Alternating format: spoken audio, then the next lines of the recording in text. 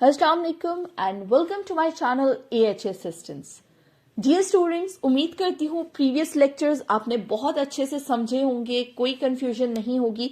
और अगर कोई भी किसी भी तरह की आपको कोई कंफ्यूजन है, कोई कॉन्सेप्ट समझ नहीं आया, तो उसके लिए आप मुझे कमेंट कर सकते हैं या मेरे दिए गए व्हाट्सएप नंबर्स पे कांटेक्ट कर सकते हैं। अब हम बात कर लेते हैं फाइनेंशियल अकाउंटिंग के लेक्चर नंबर 5 की। आज का लेक्चर बहुत इंपॉर्टेंट लेक्चर होने जा रहा है।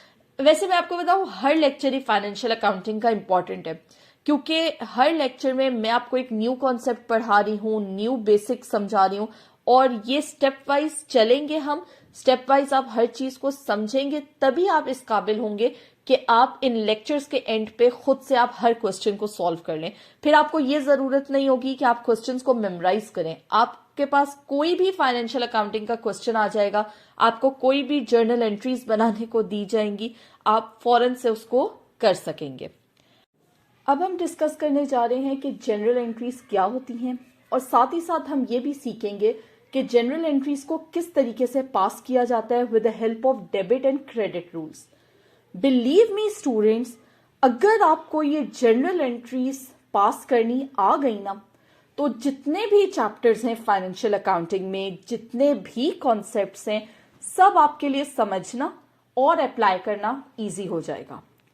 हम ऑलरेडी लास्ट लेक्चर में डिस्कस कर चुके हैं कि क्रेडिट क्या होता है, डेबिट क्या होता है, और ये चीज भी हमने समझी थी कि ये लोगों की मिसकंसेप्शन होती है कि क्रेडिट और डेबिट गुड या बैड होते हैं।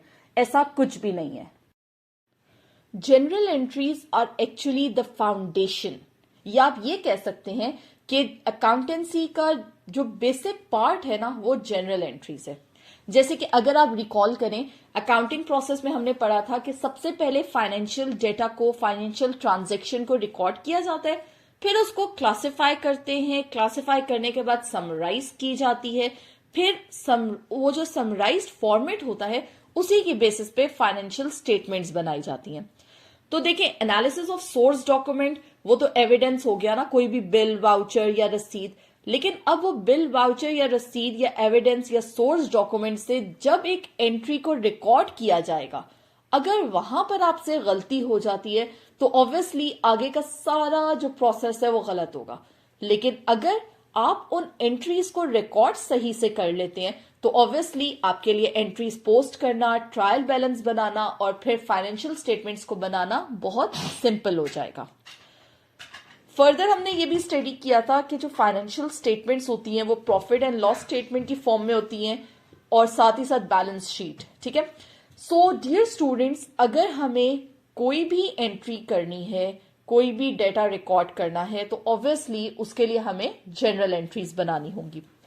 अब हम पढ़ेंगे recording journal entries with the help of debit and credit rules. अब एक अकाउंटेंट के पास एक एंट्री होती है, ठीक है, वो डेबिट करनी है उसने या क्रेडिट करनी है जर्नल में, ये उसका मेन काम है। क्योंकि अगर वो ट्रांजैक्शन उसने प्रॉपरली नहीं रिकॉर्ड की होगी तो वो पूरा प्रोसेस आगे गलत हो जाएगा। साथ ही साथ मैंने आपको बताया था कि हर ट्रांजैक्शन का डुअल इफेक्ट होता है। अगर एक चीज क्रेडिट हो रही है तो दूसरी तरफ वो डेबिट भी हो रही होगी। ठीक है। तो होप सो ये चीज आपको क्लियर होगी कि एक सोर्स डॉक्यूमेंट, बिल, वाउचर या बैंक ड्राफ्ट या कोई भी एविडेंस जिससे पता लगे कि ट्रांजैक्शन हुई है, फिर उसको रिकॉर्ड किया जाता है जर्नल की फॉर्म में, तो ये जो स्टेप है ये बहुत इंपॉर्टेंट है, और इसी स्टेप पे फर्दर सारे स्टेप्स बेस्ड हैं। आज इस लेक्चर में इसी चीज से मैं कंसर्न हूं, मैं आपको इसी बारे में पढ़ाऊंगी, यही चीज सिखाऊंगी, और मैं सबसे बेस्ट थिंग ये कि जर्नल एंट्रीज को सिखाने के लिए जो मैं आपके साथ मेथड यूज करने जा रही हूं ना, वो बहुत ही ज्यादा इजी और क्विक मेथड है। सबसे पहले हम जनरल एंट्रीज का रफ सा एक फॉर्मेट देख लेते हैं। ठीक है। पर्टिकुलर का इसके टोटल जो कॉलम्स होते हैं वो टोटल आपके 5 कॉलम्स होते हैं। किसी भी जर्नल के 5 कॉलम्स हो जाएंगे। सबसे पहले डेट का कॉलम आ जाएगा, उसके बाद पर्टिकुलर्स का कॉलम आ जाएगा। पर्टिकुलर्स का कॉलम क्या होगा? जहां पर एंट्री रिकॉर्ड की जाएगी। यहाँ पर आपको कुछ भी फिलहाल समझने की जरूरत नहीं है। आपको जस्ट आप सिर्फ इसका फॉर्मेट देखें, आगे जाके हम जब जनरल एंट्रीज पास करना सीखेंगे आपको ये सारी चीजें खुद ब खुद समझ आ जाएंगी कि पर्टिकुलर्स में हम क्या लिखेंगे और कैसे लिखेंगे। ठीक है, आप अपनी स्क्रीन पे देख सकते हैं पर्टिकुलर्स कॉलम में लिखा हुआ है cash account DR to capital account, उसके साथ नीचे being started business with cash bracket में लिखा हुआ है। अब ये जो being started business with cash है ना, इसे हम नरेशन कहते हैं। नरेशन क्या है? ये सिंपल कोई भी एंट्री की डिस्क्रिप्शन है। ठीक है, उसके बाद LF। अब LF कॉलम क्या है? It stands for ledger folio. ये सिर्फ एक पेज नंबर है, यानी कि जो भी लेजर बुक है उसमें रेफरेंस के लिए ना जस्ट ये पेज नंबर लिखा जाता है ताकि जो अकाउंटेंट्स हो उन्हें ये एंट्री ढूंढने में परेशानी ना हो और सिंपल सिर्फ लेजर LF या पेज नंबर के थ्रू वो इस एंट्री तक पहुंच सके। उसके बाद हमारे पास डेबिट है और क्रेडिट है। जैसे कि मैंने आपको पहले भी एक्सप्लेन किया था कि अकाउंटिंग में हम हमेशा फॉलो करते हैं double entry. Double entry effect को हमेशा फॉलो करते हैं, यानी कि कुछ चीजें क्रेडिट होती हैं, कुछ डेबिट होती हैं। हमेशा क्रेडिट और डेबिट लाजमी इन्वॉल्व होगा किसी भी ट्रांजैक्शन में। अगर एक ट्रांजैक्शन में कोई चीज क्रेडिट हो रही होगी तो उसी के इक्वल अमाउंट डेबिट भी हो रही होगी या उसी के इक्वल डेबिट भी हो रहा होगा। ठीक है, यानी कि ये डुअल प्रिंसिपल हमने स्टडी किया था, डुअल इफेक्ट है।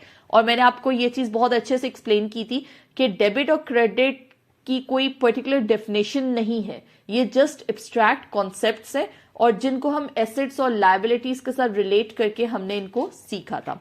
सो डबल एंट्री का कॉन्सेप्ट आपको क्लियर है कि हर ट्रांजैक्शन के दो इफेक्ट्स होंगे, डेबिट और क्रेडिट, और ये दो इफेक्ट्स हमेशा इक्वल होंगे। ठीक है, अब वापस चलते हैं अपने जर्नल की तरफ। तो यहां पर आप देखें कि डेबिट और क्रेडिट हमेशा इक्वल होंगे और ये जो आपके सामने स्क्रीन पे ना, ये सिर्फ एक रफ फॉर्मेट है जो कि मैं आपको शो करना चाह रही थी ताकि आपको एक आइडिया हो जाए कि जर्नल क्या होता है। अभी फिलहाल हम आगे जाके जर्नल को बनाना भी सीखेंगे, एंट्रीज पास करना भी सीखेंगे और हम कंप्लीट इसके बारे में डिटेल में पढ़ेंगे। Thank you for watching my channel. Stay tuned. Allah Hafiz.